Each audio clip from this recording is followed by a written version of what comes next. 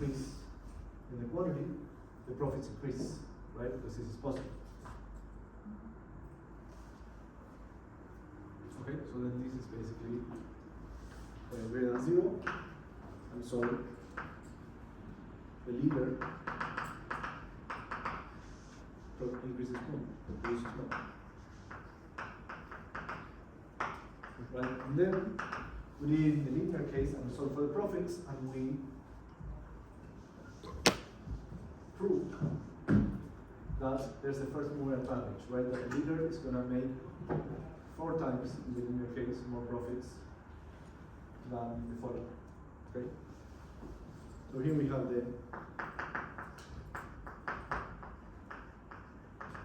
first mover advantage.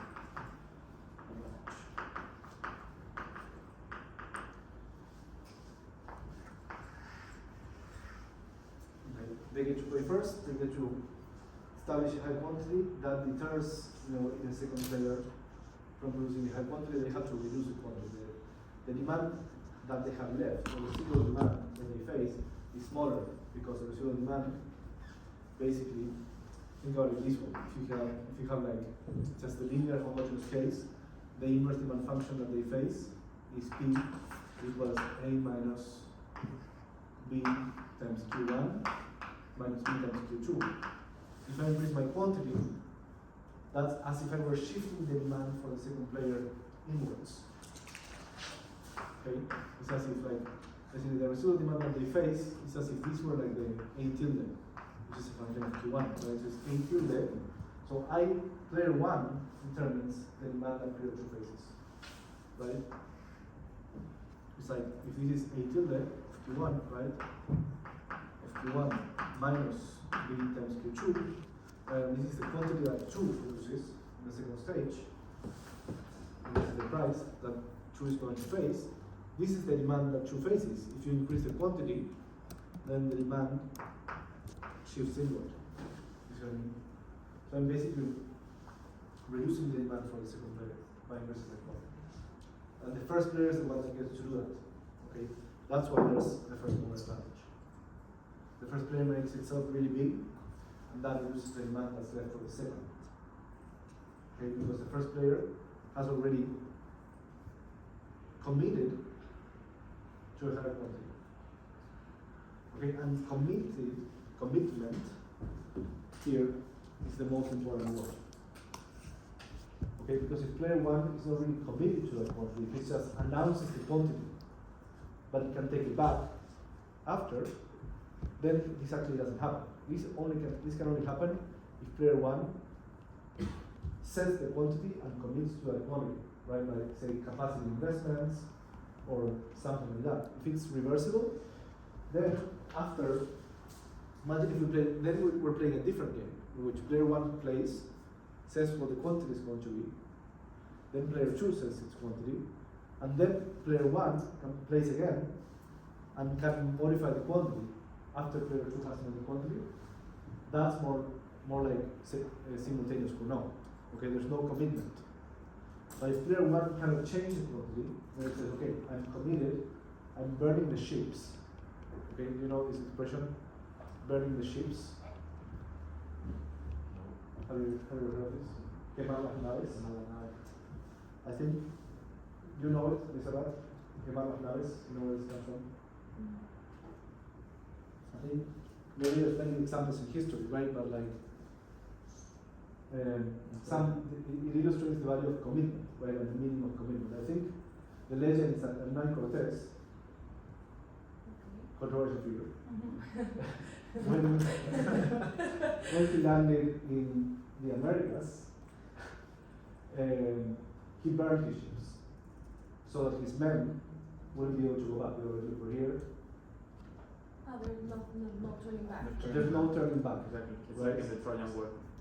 Like in the Trojan War, they also burned the ships. Yeah. Yes. In the Trojan War, as according to the Iliad. Exactly. They burn the ships so that there's when they go to Troy, the Greeks burn the ships, right? So it's a way to tell your soldiers, we die here. we die here. We are dying on this hill, right? Similar expression, crossing the Rubicon. right? You know this expression, crossing the Rubicon? Yeah, you know. You're the history nerd here. Crossing the Rubicon, that is unfamiliar. The Rubicon, do you guys know what the Rubicon is? The Rubicon is the river that separated Rome, like the Italian part of Rome, from the Gaul, right, France. So Caesar,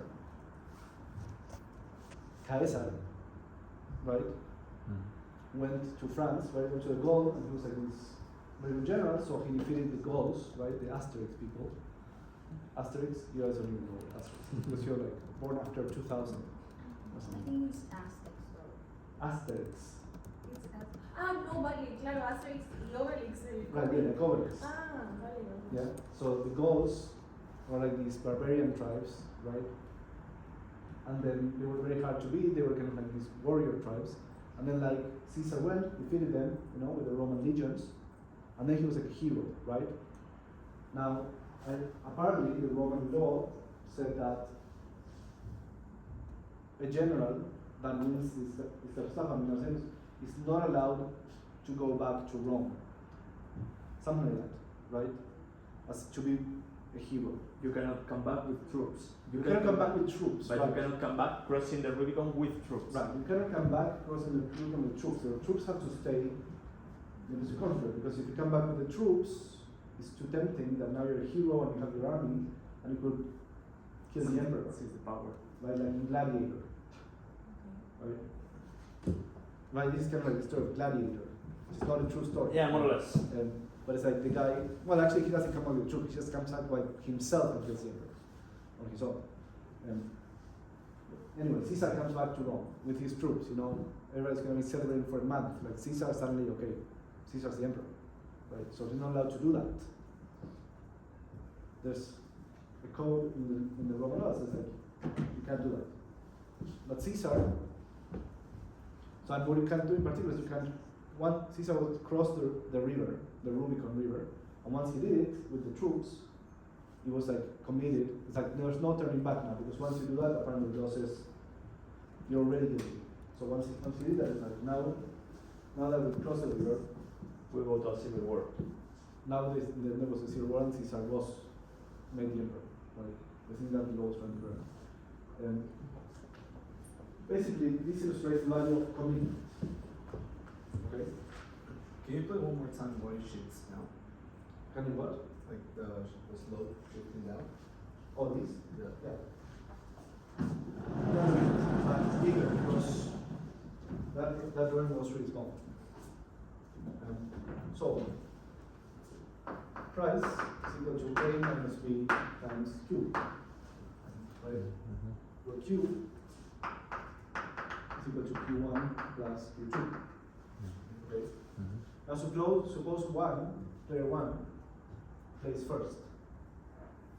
Then you can think of this as saying the demand that player 2 is going to face is P equals A tilde minus B times Q2, where A tilde is equal to A minus B times Q1. Okay? And so the higher the Q1, the lower the demand. That's left for 2, right? It is A tilde equal A tilde minus B times Q2. If Q1 goes up, then A tilde goes down, right? So this, okay? You're destroying one for the other, okay? You take more of the market for yourself, and there's less market left for the second player.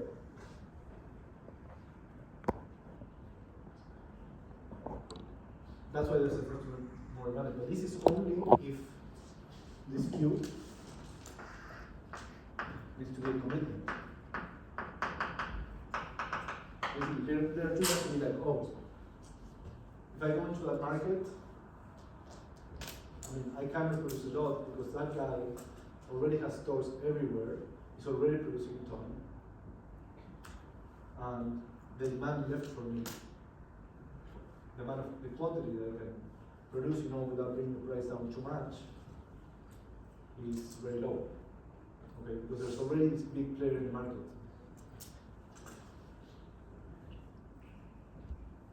Okay? So commitment with quantity competition is to first mover advantage. But what about commitment and sequential play? Right? Commitment in general in life is pretty important sometimes, right? That's why people get married.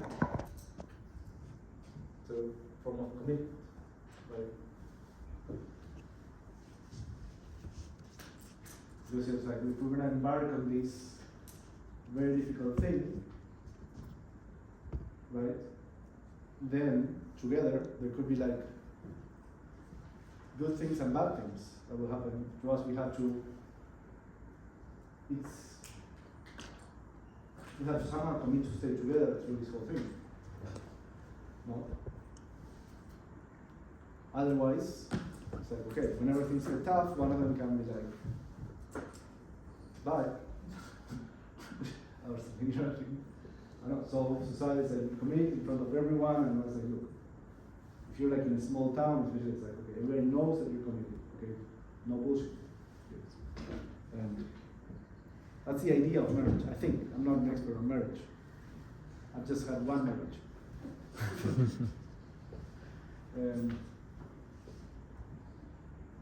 But you see my point? Commitment matters in game theory, and it matters in life. All right. So yes, but what happens with price competition?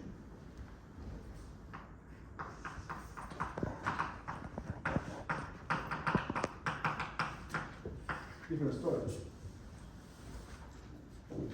What does the first revolution look like with price competition? We're going to have a quantity of 1 in P1 and function P1 and P2, Q2, P1, let's say function P2 and P1. Get ready either way. Right? So that's going to be the demand system that we learned last time, and then the profits from one is also going to be like this backward reduction, right? So depending on the price that the first firm sets, the second firm is going to set another price. And depending on the prices from one and from two, there is some profits. And what are going to be the profits? They're going to be the price minus the cost times the quantity of the two prices. And what does the first order condition look like now? It's going to look a little bit different. Delta phi 1 over delta p1 is equal to the derivative of this times this plus this times the derivative of this. But the derivative of this has to take into account that the prices from 2 is only a function of what price from 1 sets in the first stage. So this 1 times this, starting with Q1, P1 and P2 of Q1, plus P1 minus C1 times this derivative. But this derivative is going to have 2 terms.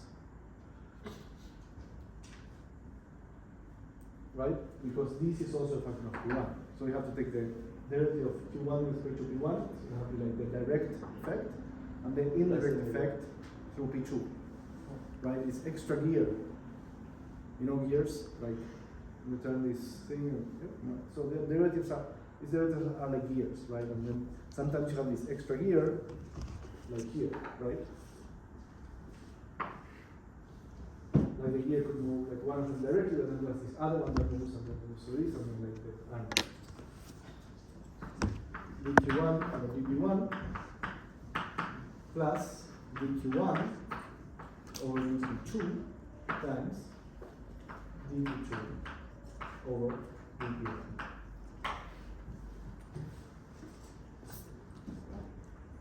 Okay, this is the new part, right? These tensions. Everything else up to here, that was the first order condition in differential groups Bertrand. Right, so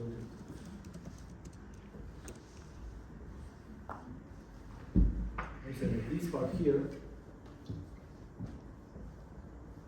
if we evaluate this at the price in Bertrand, P1P, then this is going to be equal to 0 because it's the first order condition.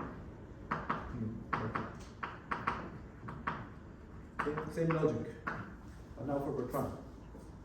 Okay, now this is positive, right? It's because it's a margin. Right, price minus cost, the price has to be about marginal cost. Otherwise, we're not going to make euro.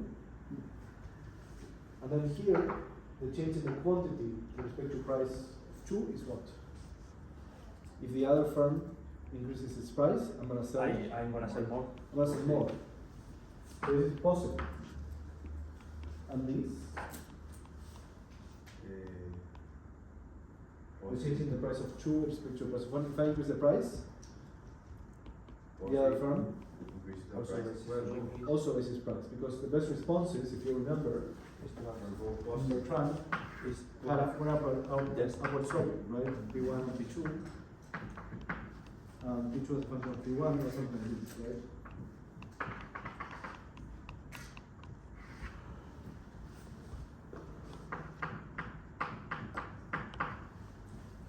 Remember? These were the best responses in Bertrand, the differentiated goods. So this one has a positive slope. This is the slope of that. Right? In the second stage, depending on the P1 that I said, the second firm is going to set the price according to this best response.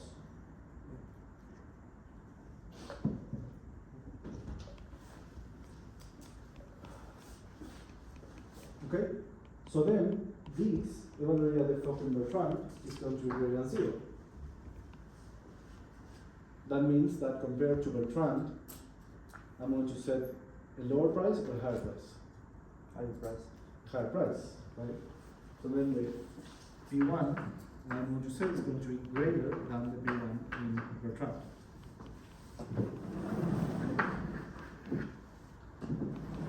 And what about the price of the second firm? Is it going to be higher or lower than Bertrand?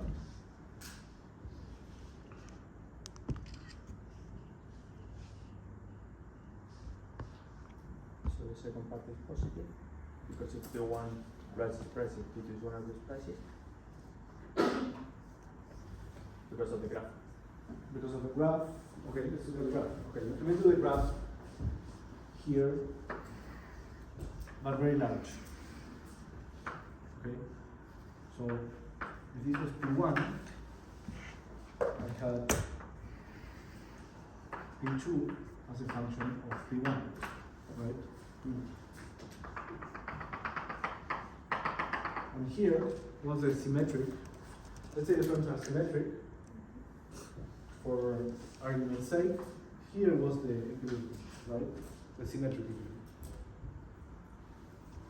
Now, we said that from 1 is going to be setting a price that is higher, right? So this was P1 Bertrand, and now we're going to be setting the price P1 like here. Jose, the dotted line that comes from the origin of the graph, that's the marginal cost, Oh, right? this is 45 degrees, sorry. No, just the 45 units. Just to find the symmetric equilibrium with the 45 degree line, right? Because basically, I'm going to go to the other best response here. So the Bertrand symmetric equilibrium is going to be where the best response crosses the 45 degree line.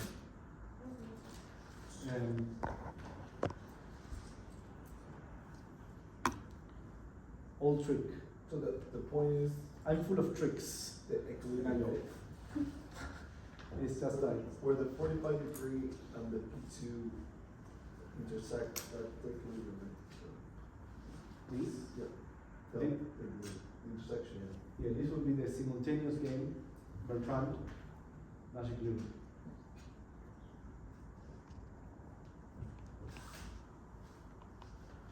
Okay, so now P1 we said it's going to be above P1 sequential, right? It's going to be P1 S for sequential, right? We convince ourselves by the first order condition reasoning that P1 sequential is above P1 Bertrand. What happens with P2? It's also higher. It's also higher, right? Because If it raise, it's the best response is upward slope. So if P1 increases, P2 also increases. That's called strategic complements. Okay?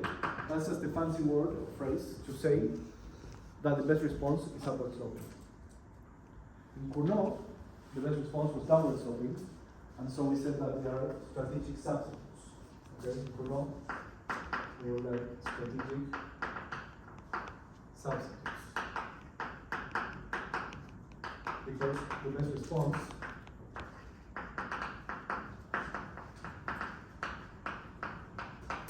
slope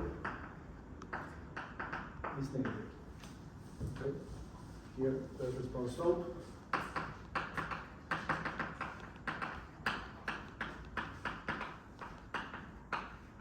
is positive.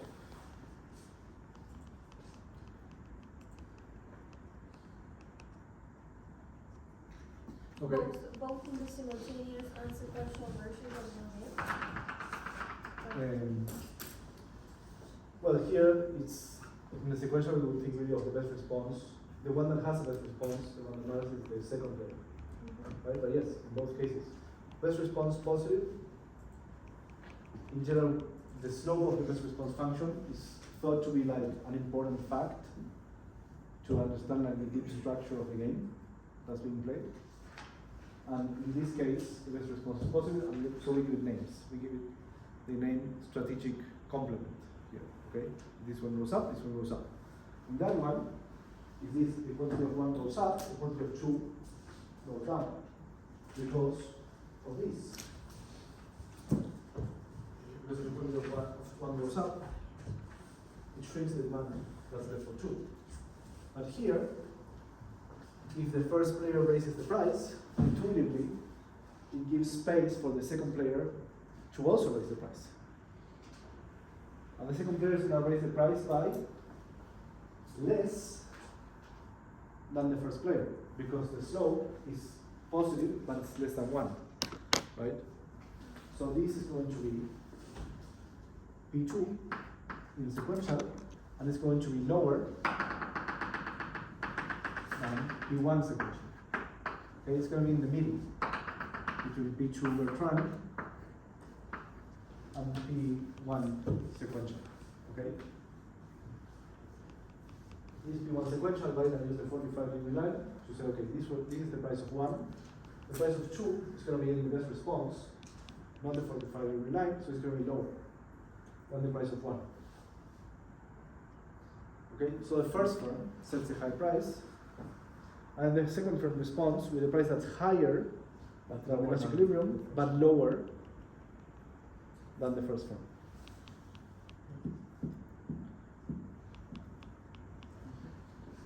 And then the question is, what's better, to be the leader or the follower? Is it better to be the first to set the price, or the second? Here, the first to set the price gets the highest price. Right, yeah, in this case with commitment, it's best to be the first one. Is it the best to be the first one? I think Not so. necessarily, No, because because the they other one don't gets a sell. lower price. They Who's sell going to sell more? If the first one's the second one because Second it's the one. lower price. right? The second one says the lower price and sells more. Because the firms are symmetric. On one now is the expensive one, the other is the cheaper one. Both have relatively good prices, right? Because they're above the magic equilibrium. But this one sells more. But that only works if their marginal costs are symmetric. If not, you have to take into account the slope of the marginal cost. Here I'm assuming the marginal costs are symmetric. The firms are symmetric and the demands are symmetric. They're just like differentiated products, you know, but like with the same coefficients. Right. So it's not obvious which is better. Now, one is selling more at a lower price, the other is selling less but at a higher price. So if player 2 had a higher marginal cost, he's kind of forced to sell more at a lower price, then it's better off to be player 1. If player 2 had a higher marginal cost than player 1. If they had different marginal costs, could be a different story. Here I'm thinking of symmetric firms. The marginal cost is like I'm thinking of too many things at the same time. Yeah, symmetric. Okay. Let's consider the symmetric case. The firms are the same, because otherwise, if they're different, it doesn't really make sense to say, okay, which is better, right? To play first or play second, No, because they're different. So it's like one could make more profit because it has lower marginal cost,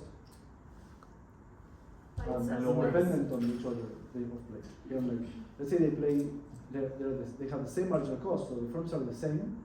It's just we're just considering, is it better to play first or to play second? Well, it turns out in this case it's going to be better to play second. There's a second mover advantage. How do we show that? Sorry, that's P1S, P2S, and it's P2Q. It should be Bertrand. And can we prove that it's better to play second? What do we have to show? We have to show that the profits of the second firm are higher than the profits of the first firm. Okay? So to do this with symmetric firms, I'm going to define this profit function pi of my price and then the price of the other firm, right? And it's going to be the same for both firms because they're symmetric. Okay? Symmetric profit function. Okay, the profits of the first firm, the profits of firm 1 are equal to what? Are equal to the profit function evaluated at. Wait, no, we want to do it the other way. The profits of the second firm. The profits of the second firm are equal to the profit function which was evaluated at P2 and P1.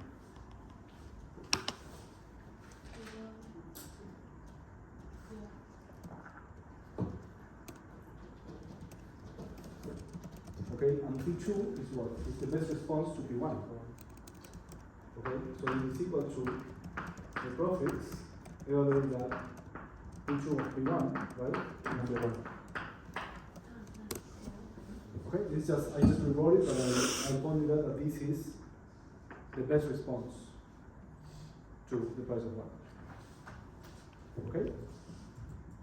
But because it's the best response, that means that it's the highest possible profits, right? And in particular, this is greater than the profits evaluated at P1 and P1. Right? So this has to be better for firm 2 than playing the price of 1, than matching the high price. Right? It has to be making more profits by matching the high price. Okay?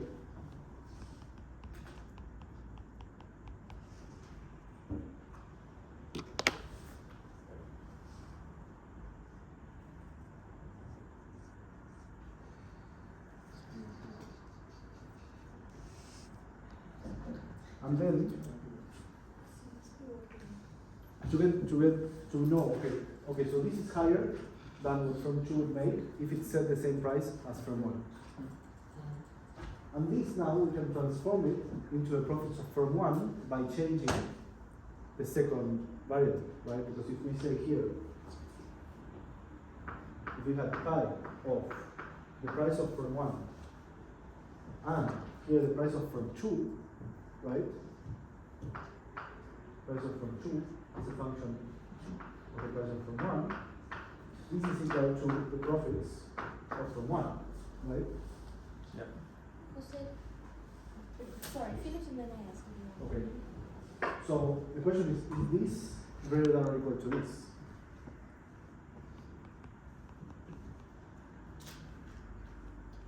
P2 of P1 is lower Number 1, yeah. than P1. Okay, and the profits of firm 1 are increasing or decreasing in the price of the other firm? If I'm firm 1, Do I prefer the competitor to set a high price Yeah, or a low price? a high price. A high price. The higher the Because then I price. get more demand. Exactly. My demand shifts outward. So there is. So you can show, I mean, but it's intuitive that, or we will assume, right, here are the profits, and in your case we could show it, that the profits of firm one are higher, The higher price. the higher the price of the competitor firm, right? And vice versa. So this has to be higher than this, because this price is higher than this price, right? This is P1 is greater than P2 of P1, right? This is higher than this. So when they lower the price, the profits go down. Okay? And that means that the profits of the follower have to be higher than the profits of the leader. In this case. Okay, so that's called the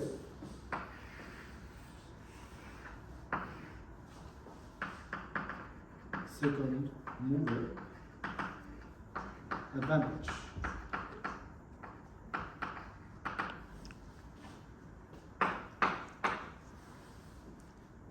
Okay? It's better to wait if the firm one is going to commit to a price, it's better to wait for the other one to commit to a high price, and then you go and sell a lower price and get higher profits than the first one. So it's not always better to be the first. In the plan, In industry. And in many things in life. Sometimes it's better to wait for the other to make a move, and he was and then react, because this is by committing to a price, to a high price, the first firm is kind of leaving itself a little bit exposed, right? Because then it leaves space for the other firm to come and sell lower price and get more demand than the first firm. You see what I mean? Yeah, Natalia. So, in quantity competition, the general rule is better to be the first. In quantity competition, first mover advantage. And in price competition, perhaps it depends. But No, it doesn't depend. Second mover advantage. so In price also, competition, it's better to be the follower.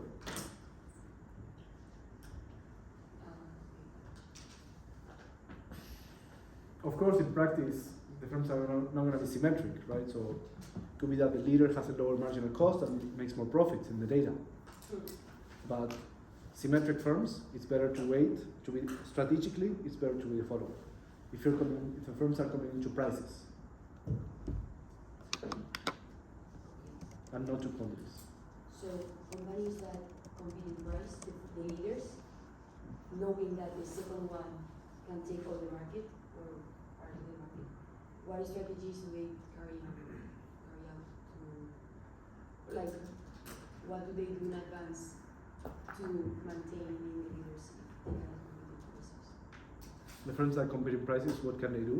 Yes. Well, they cannot commit to the price also, because the price, one thing is that the price is less of a commitment than the quantity in some way, right? I mean, this story is a nice story just to show that theoretically there isn't always a first mover advantage, but it's kind of hard to think that the firms are really committed to some high price, right? They could always, it's fairly easy to raise the price, right? So these, I'm not sure how many examples of this there are in life. Maybe I was thinking maybe like fast food chains like McDonald's and Burger King. I don't know if they have like really different cost functions, right?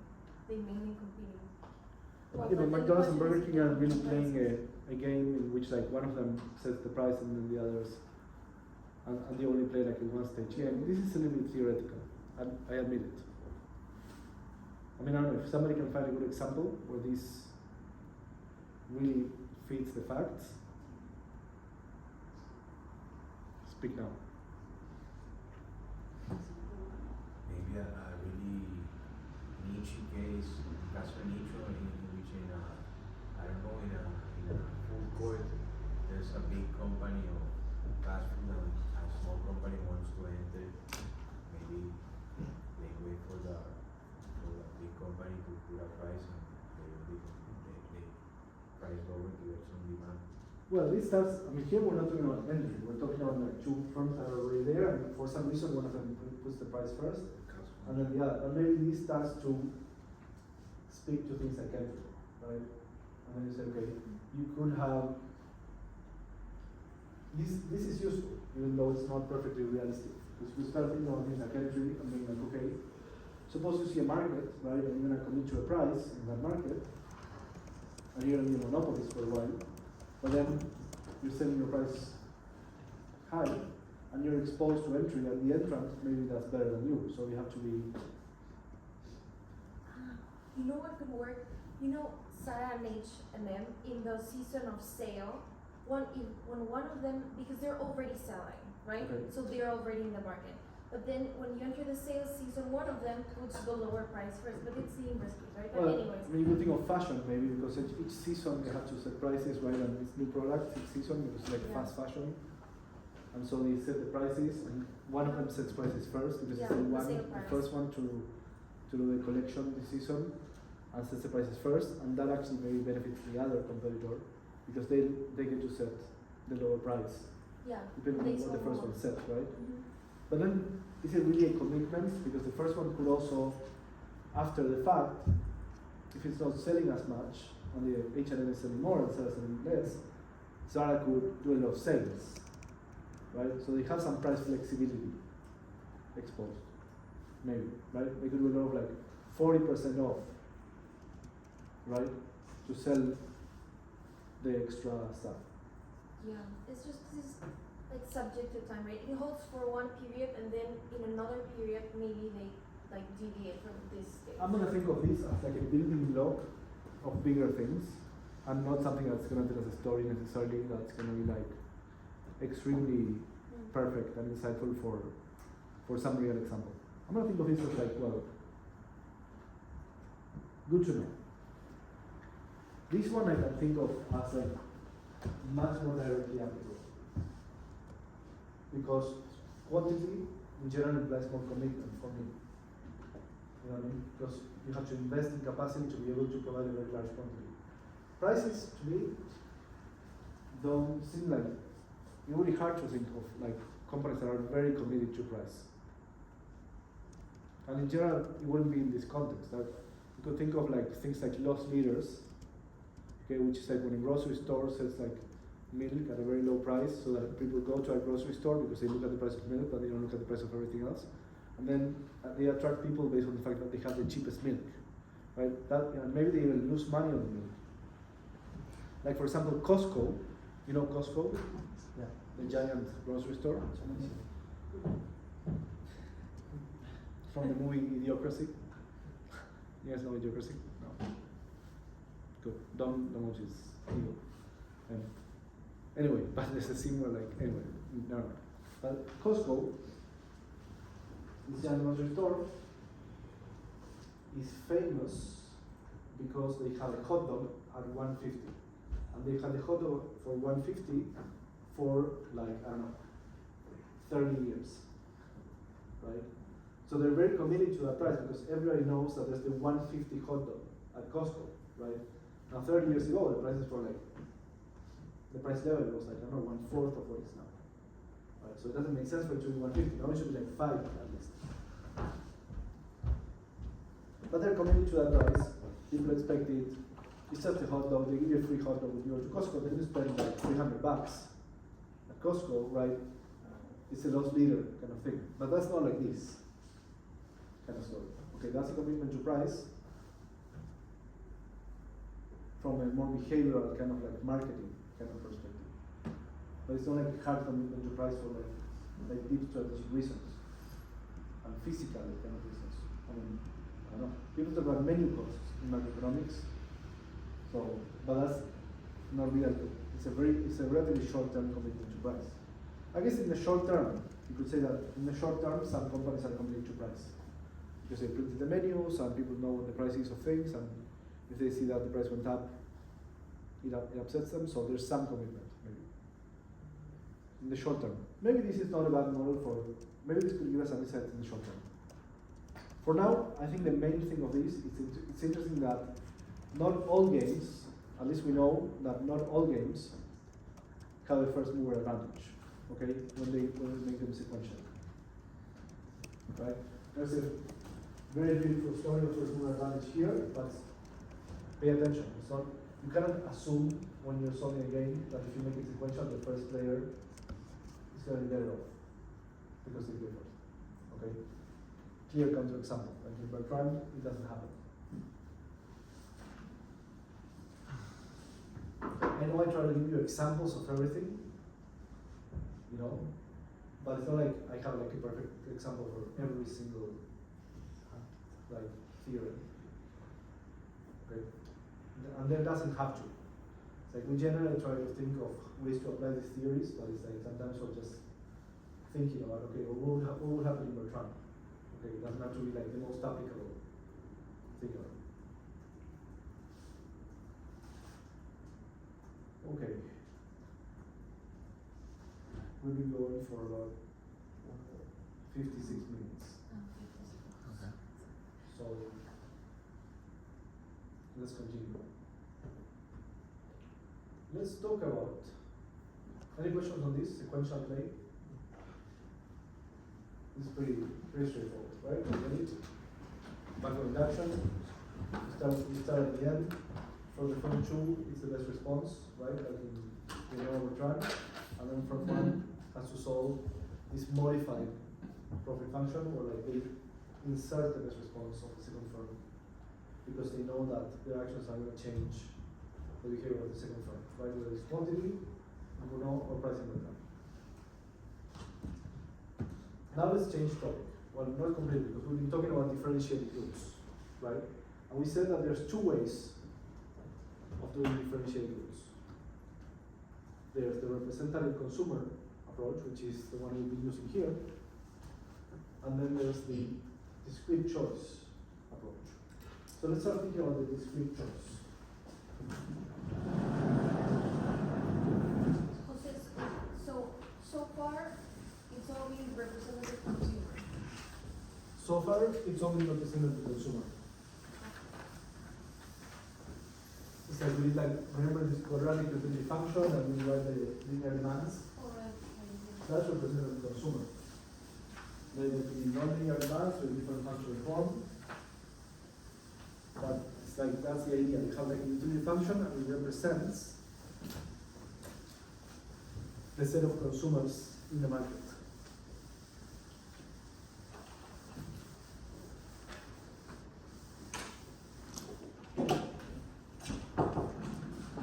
I mean, the representative consumer approach is fine for a lot of things, but it doesn't allow us to think about the strategic decisions related to product choice by the firms. Like, how do the firms decide which products they want to sell, the characteristics of the products?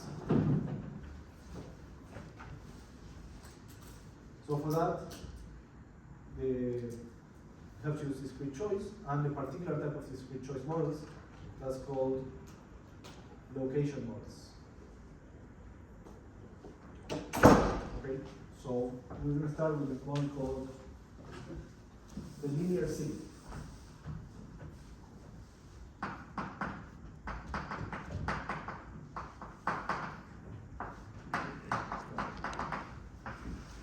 Okay, this is from Hotelling, 1931. I think it's Hotelling 1931.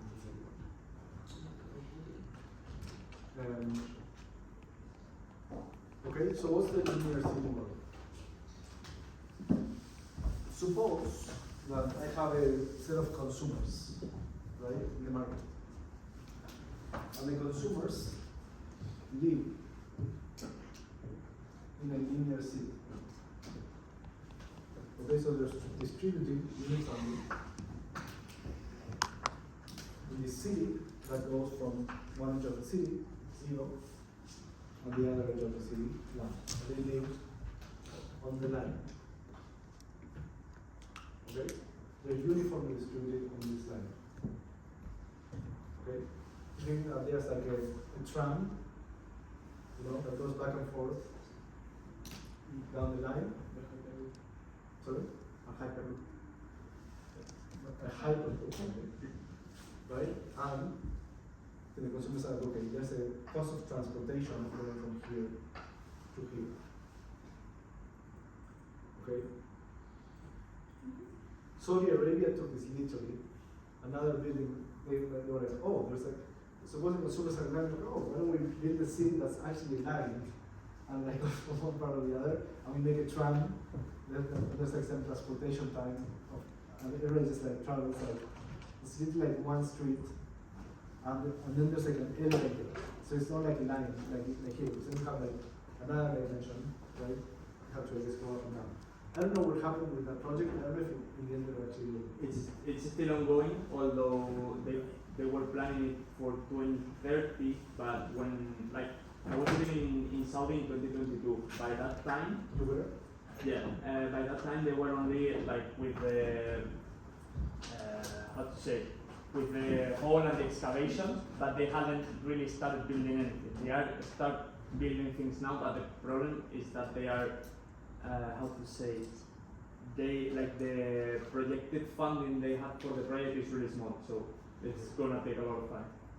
And actually it's a big challenge because they want to build like walls of 500 meters tall, which would be like the fourth or the fifth largest building in the world, but a wall expanding for 170 kilometers. Okay, so that's kind of cool to think about, but this wasn't supposed to be literal, and this was supposed to be metaphorical, Of course. right? So, what this is trying to capture is the fact that Location of the companies. the companies need to choose their location, right? And they need to think about where the people are when they're choosing their location and where their competitors are. And when we start to think about this in the abstract, to try to gain some kind of like insight about this, well, why don't we start with the line, right? We start with the 0-1 uniform distribution of consumers. Okay, so we take the 0-1 uniform distribution and we interpret this sort of geographically. And we say, okay, suppose that the firms set a price. So, okay, so suppose that the price is P bar, and then there's like a marginal cost C, and then each time they sell a unit, they make P minus C. Where are the companies going to locate? There's two competitors. It's two firms, same price, same cost. Two firms. The price is exogenously set by a cartel. You divide the distance in 3 parts, and the one company in the first quartile and the other one in the third one. One is over here, The other one. and one at 1/4, and the other one's over here at location 3/4. Mhm. Okay, so one of them is going to locate at 1/4 Fifth Avenue, and the other one at 3/4 Fifth Avenue. Wasn't it 1/3 and 2/3? Or 1/3 and 2/3.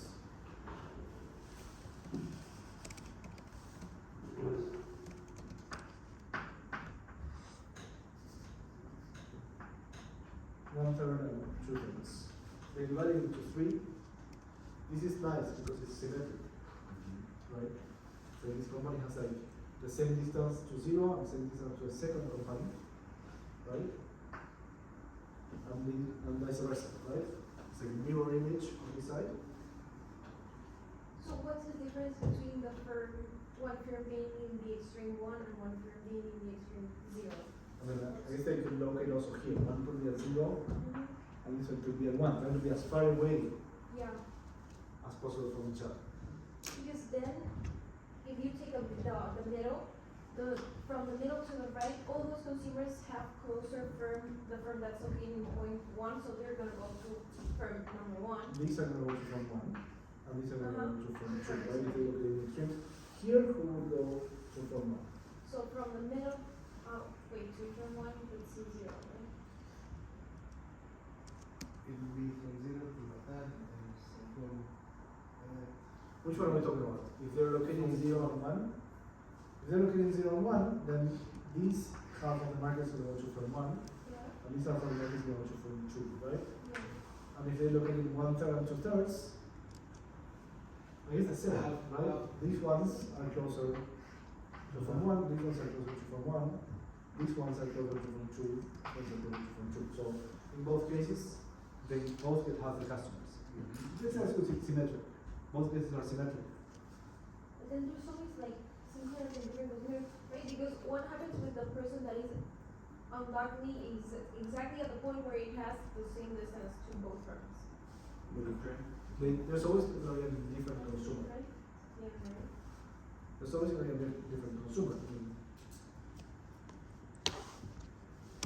So we just don't count them. no. Well, the different consumer, yeah, they could go either way, but they can mass zero. Yeah. They can measure zero. Yeah. So, Okay. in that model, the distance, the important key factor of the conference is location. And the Here, distance to the here the consumer. decision is location, right? Yes.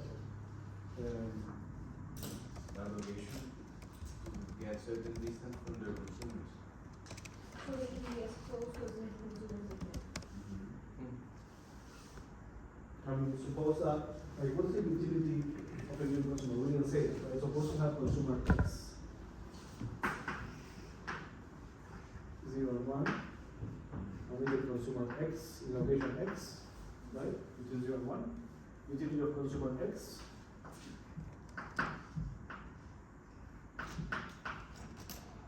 Is going to be equal to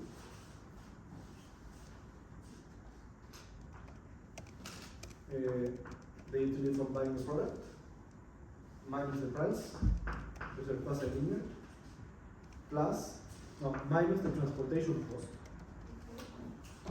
Okay. minus how long it takes them, or the cost of traveling to the firm, minus the transportation cost, it's going to be tau times the absolute value of the distance between X and the location of firm I.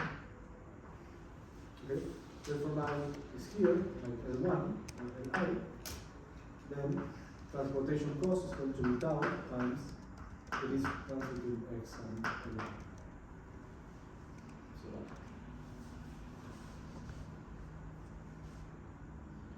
okay, so going to a further firm was because the distance is higher, and so transportation cost is higher.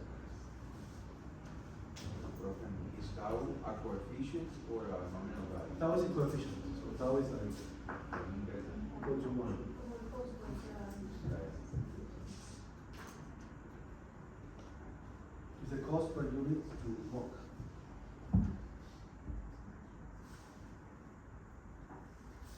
Cost per step, something Cost per like step. minus $1. It could be a psychological cost. It could be a cost in fuel. It And we assume it's symmetric among could be a cost consumers. in an opportunity cost of time. It's like it's a cost. It's a marginal cost. It's a transportation cost.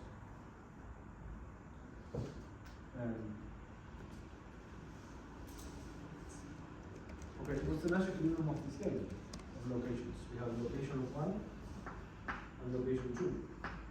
So you go to 1/3 or 2/3. Is that a Nash equilibrium? 1/3, 2/3? Yes. I've seen in practice where I live, there's a malecón and the people who sell mango in the malecón are placed exactly like that. So it's an actual. You've seen it in practice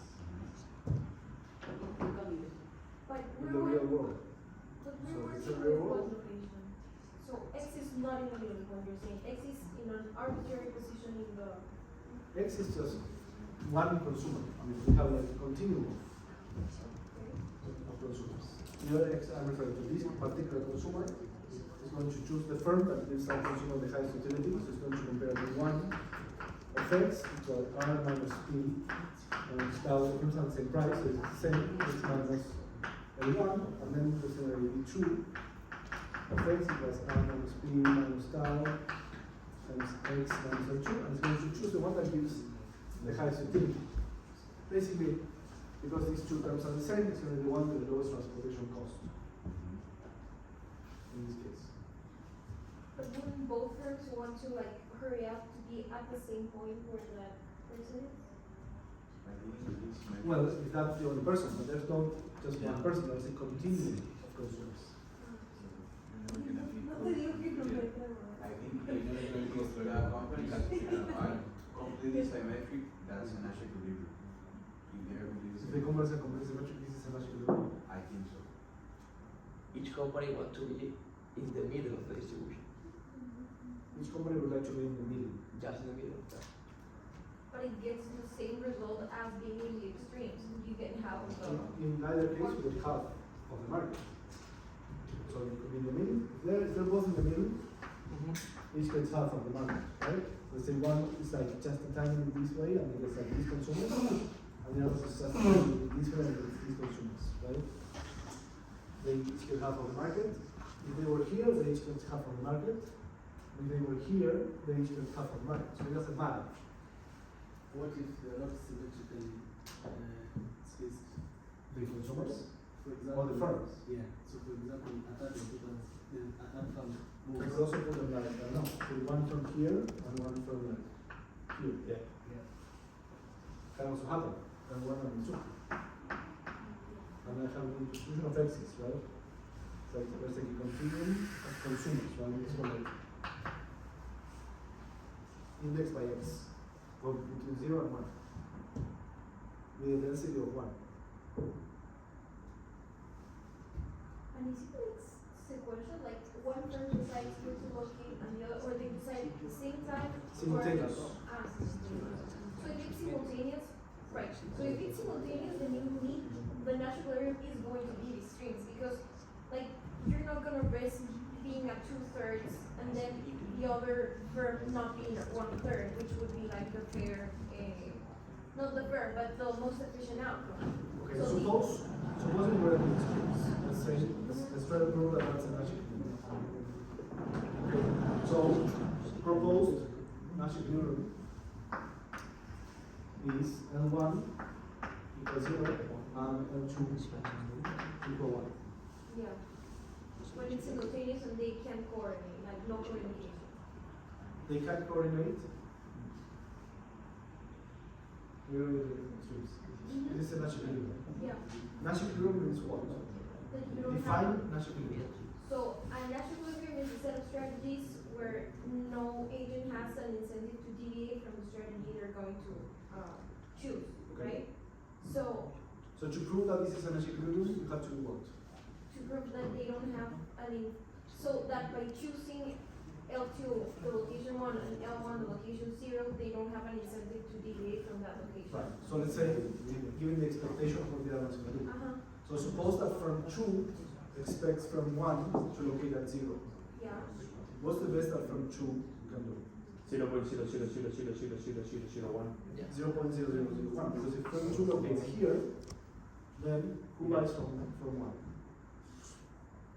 One only the little space on the You have to divide this little space in half, and then half of this little space from 1. These are actually closer to firm 2, and then all of these are closer to firm 2. Okay. So this is not Nash equilibrium. So it's in the middle. So they are both going to be in the middle, so each one gets the right and the left market. I don't know. Suppose they're in the middle. Here's 0, here's 1. Here's 1/2, Uh-huh. and here we have like L1 and L2, right? Uh-huh. Equal to 1/2 minus, right? And L2 equal to 1/2 plus, right? Plus some epsilon. So, Right, basically 1/2. uh-huh. So And if they're- now, what are their lines? Now they get like, each get half, like in 0, 1 also half. But like, what happens if they leave it? If firm 2 now moves somewhere here, Part of the market they then have these to people are try to going go to firm 1, and firm 1 gets all this, and firm 2 is less than before. Okay. And if they firm 2 located here, now these go to firm 2, and all of these go to firm 1. So deviation now makes them worse off, which means that these are the best they can do. If the other one is in the middle, I also need to be in the middle. Okay. And if I'm in the middle, the other one also goes in the middle. That's what makes it Nash equilibrium. Okay? So Nash equilibrium equals I1 over A2 equal 1. With this caveat, that, okay, we have to decide which one is like this side and which one is that side.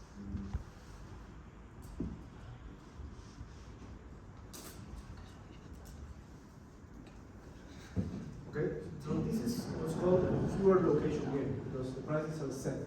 Okay, there's only one stage and it's location. And that's the only magic we wrote. And that's the only magic we do. Because with any others, you can try it. The other one is going to want to deviate. I thought that the first one was an actually wrote. And the pure location game is simple.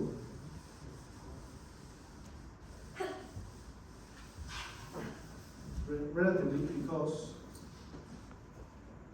the only effect here is the market size effect. Each of them wants to be the largest possible market, and the largest possible market is being in the middle. Okay, you want to be close to where the people are. And if we introduce commitment, and we say that financial review is the first one, because it minimizes the average cost of transportation, no? If we introduce commitment, I think it's the same. Because if I locate somewhere that's not in the middle, I leave the middle exposed for the other player. So I think here the sequential doesn't change anything. But what if we have now a super game where they first choose the locations and then they choose the prices? Now we have a game in 2 stages where they first choose a super game, where they first choose the locations and then they choose the prices. Okay. Okay. Now it's not going to be so simple because if we choose to locate too close, we're going to compete. Our products are going to be homogeneous, right? And then we're not going to compete them. So there's a bit of an incentive to differentiate, right? To put your store where the store of the other competitor isn't, right? Here, the only thing that mattered was getting the largest number of people and being close to the people. Where are the closest to the people? In the middle. Okay? So that was the tendency. Like the Little Mermaid. I want to be where the people are. You know the way? Yeah, of course. Was it in the place? And I didn't know it yet, I didn't remember it. Now I know. For obvious reasons. Okay, so there they want to be where the people are. But now I don't just want to be where the people are. I want to be where the people are, but there's no competitors. Right? Where the people are, but with no competitors. What you said? It has to be a trade, now there's a trade-off. Right? Economists always talk about trade-offs. There was no trade-off. We wanted to be in the middle. But now there's going to be a trade-off. If I'm too close to the middle in the first stage, and the other one is also close to the middle, I'm going to be close to my competitor. And then that's going to drive prices down. You see what I mean? And they locate like that. Yeah, no. So I'm going to take that into account when I'm setting locations. Because I don't want to be like, when I'm choosing where to put my product, I want to put my product.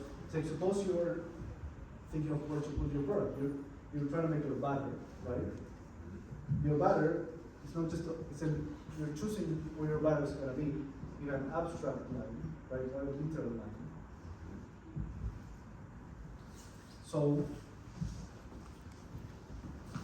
which type of batter you want to make when you're thinking of opening your batter company? You want your batter to be a little different from the other batter. Because if you sell the same batter that you buy in the grocery store, you're not going to be able to compete with Asturiana, right? Asturiana's going to crush you to the ground. Right? So you have to produce something that's different from Asturiana.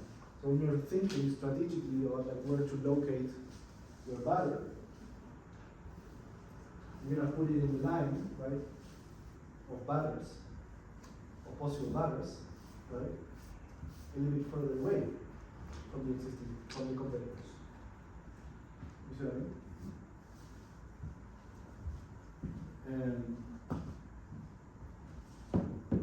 So you do your black garlic artisanal butter, right? I mean, did you think about this? Is that what you made with black garlic? Maybe intuitively, yes. Yeah. You were like, well, what don't they? Black garlic. Sorry. Sorry, right? And Asturianas never done that. Okay, so this is something, again, it's not a literal line, except for Saudi. But for everyone else, it's an abstract line.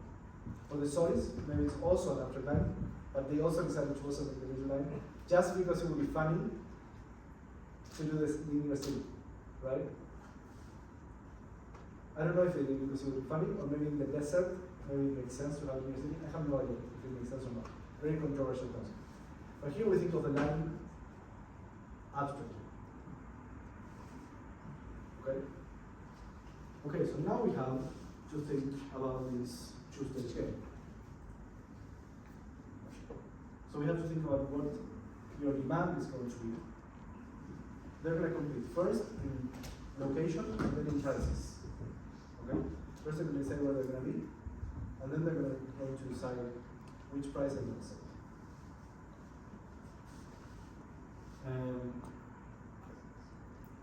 So now we need to think about demand. Okay, what's going to be the demand mathematically for from one? A B1 minus As a function of the locations and the prices. A minus B1 minus C1. So it's a negative relation with respect to prices, but positive relation with respect to location, or negative? Well, if I have a lower price, that's going to increase my demand, of course. If the other one has a lower price, that's going to reduce my demand. And if I'm closer to the consumer, that's going to increase my demand. If I'm further away from the consumer, that's going to reduce my demand. How do I find the demands? So you set up the utility maximization problem, then you maximize it, and then that's. No, that's the representative consumer approach. Here we have the discrete choice approach, right? And the consumer is going to compare V1 and V2 as going to choose the one that is greater. But we said that there's going to be an indifferent consumer, Yeah. right? So we need to find, the two-stage game. Utility of one different one or firm two are the same. Also, we were trying to find the indifferent individual. We're going to try to find an indifferent consumer. I'm going to call that indifferent consumer.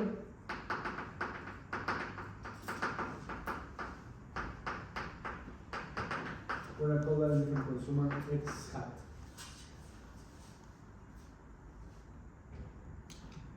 What's the characteristic of the indifferent consumer? He has the same utility going to firm one or to firm two to buy the product. Has to have the same utility from 1 and from 2. It's the consumer that makes those two the same, right? So here, V1 of X hat is equal to V2 of X hat. You see what I mean? Everyone who's to the right of the indifferent consumer is going to buy from 2, assuming the from 2 just is the one that's on the right, right?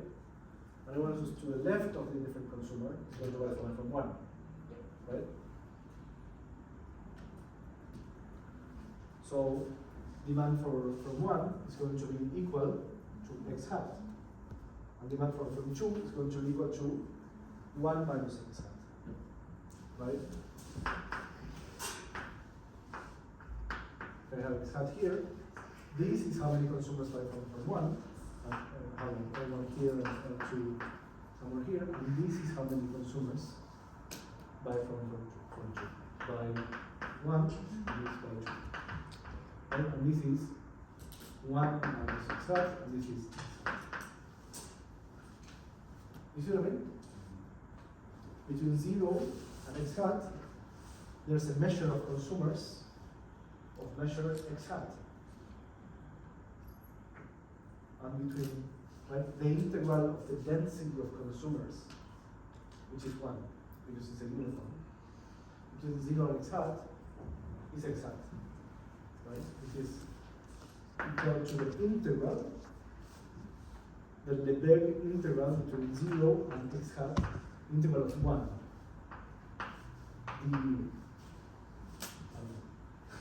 Sorry. Call it whatever you want. This measure of consumers. Okay. I don't know if it's the Lebesgue integral or the Riemann integral or which one. It just looks fancy. Probably it's the Lebesgue. I mean, an integral between x hat and 1 of 1 mu, where mu is the density of consumers, is going to be equal to 1 minus x hat. If the density were uniform, here we would have to be, here the mu value would be uniform, and it wouldn't be. Exactly, you have to do the integral. These are if I have any consumers that are like normal, so here. Okay, but it's uniform.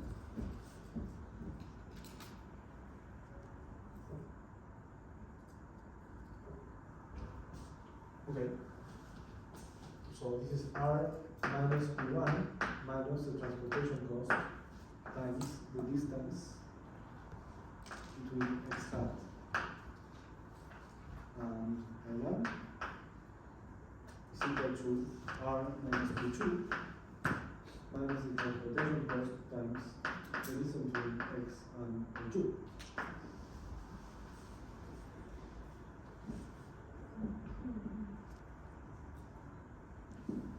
The R cancels out.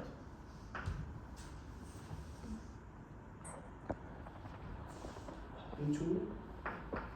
Oh, so the difference in prices has to be equal to the difference in costs, right? Because if you pass P2 this way and you pass tau this way, Equals tau times the difference in transportation costs, right? Plus so tau it's x times hat minus L1. x hat minus L1 minus x hat minus L2.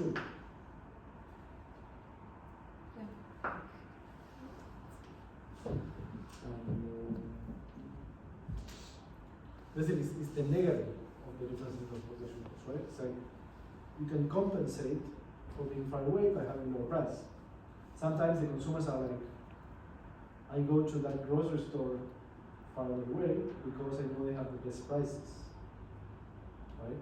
Or I shop at this grocery store, even though it's really expensive, because it's very close, it's very convenient, right? There's a trade from the point of view of the consumer. Okay, and now here, let's say L1 is located to the left. This is L1 minus x hat, and this is going to be L2 minus x hat. Okay? I have to switch the absolute value because L2 was actually to the left, and this has become second parenthesis without switching it. So because x hat is greater than our here. So now we have 2x hat on this side, 2x hat, and minus L1 minus L2, right? Or if you want, minus L1 plus L2 times that.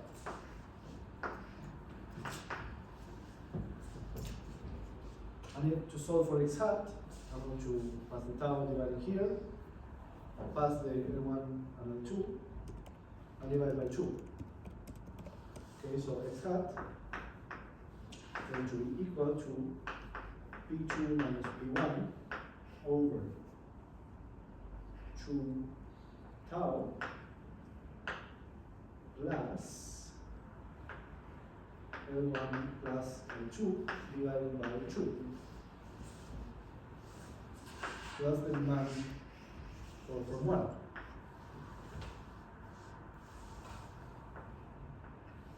the demand of the different consumer.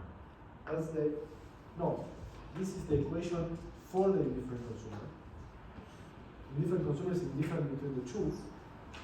The demand for from one is equal to the location of the indifferent consumer. Because it's the interval between 0 and the indifferent consumer of 1. Okay, yes, and it's the location of the different consumer. It's the location of the indifferent consumer. Now that we've located where the indifferent consumer is, we know how much of the market is going to go to from 1 and how much of the market is going to go to from 2. Exact and 1 is exact. Okay, so what is the representation of that equation again? This equation is x hat equal P2 minus P1 over 2 tau plus L1 plus L2 over 2. So that's the equation for the different consumer, meaning that That's the location of the different consumer, right? We have done this beautiful reasoning step by step to deduce that this is where the different consumer is located, right? Starting from first principles and with like incredible clarity of the step. And we also know, based on first principles, that the location of the different consumer is the level of demand for from 1. And 1 minus that, the rest is going to be the demand from 2.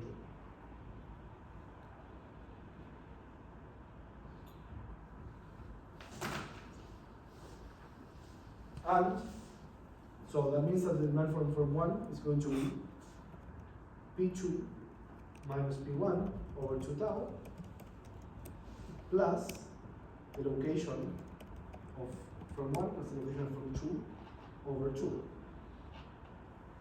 Okay? So it's a couple of things to notice here in this demand function. And we can also, of course, do 1 minus this, and we're going to get an analogous demand for from 2. It's going to be the same, except this is going to be flipped. It's going to be P1 minus P2. Okay? So 1 minus hat is equal to 1 minus x hat is equal to P1 minus P2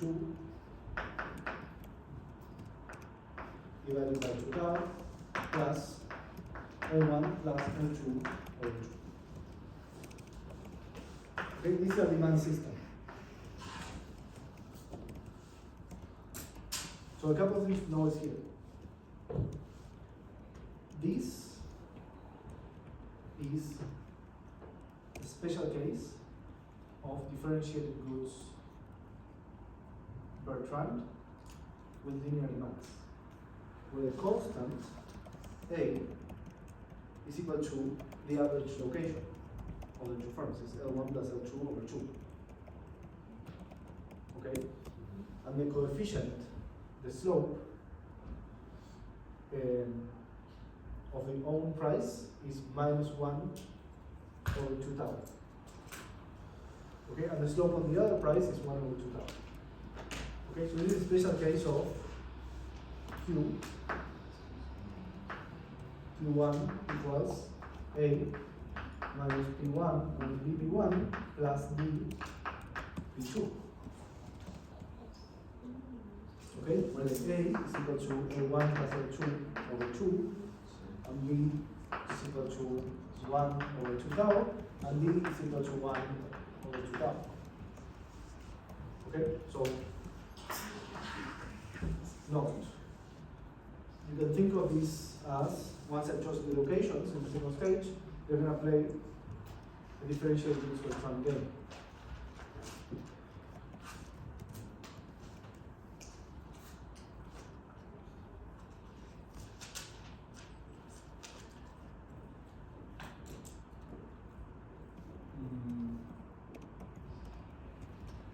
Second, if the prices are the same, in the difference consumer is right in between the two firms. Right? Because the only thing that matters is the transportation cost. So the difference consumer is going to be like in the middle point, right? This price will be 0, and the difference consumer is going to be like L1 plus L2 over 2, the average of the locations. And then the higher the transportation cost, the lower the slope. Okay? The less price sensitive the consumer side. Because if it costs a lot, if it doesn't cost too much to go to the other firm, if you increase the price, I'm going to go to the other firm. Because it's as if it were closer. It's easier to go to the other firm.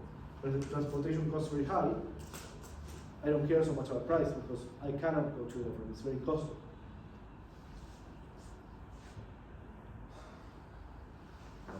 We can do the effective price and the effective location of demand.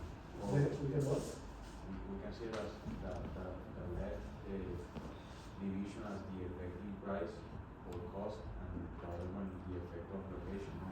Yeah, this is the effect of price on demand, and this is the effect of location on demand. Now, I have some bad news. Well, first bad news is it's kind of like time for a break. It's a great news. Second bad news is that, okay, so first bad news, we're having so much fun, and that's gonna stop because we're gonna take a break. Second bad news, this model, even though it seems like it's going beautifully, It's useless. We can leave it at that. it's not useless, but it's not well behaved. Oh no. So things are going to be less beautiful from now on. And so we're going to throw this model kind of like in the trash, and we're going to change it for a more beautiful one. That, not, I wouldn't say more, but for a better behavior. Okay, this model, we're not going to do it. We're going to do one that works better. And we'll see why after the break. So let's take until that clock doesn't work. Now it's 7. It's 1:07. Yeah. Let's take until 1.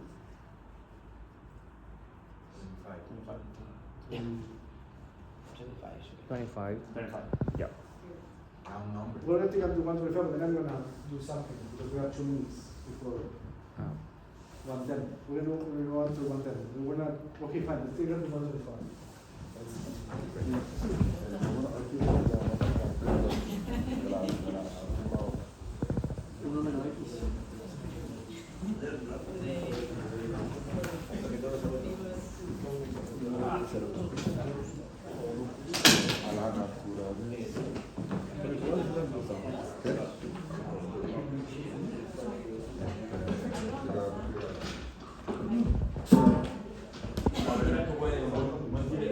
Ahí con lo de la ciudad lineal, ¿eh? Lo sabes, que no está ahí por la ciudad.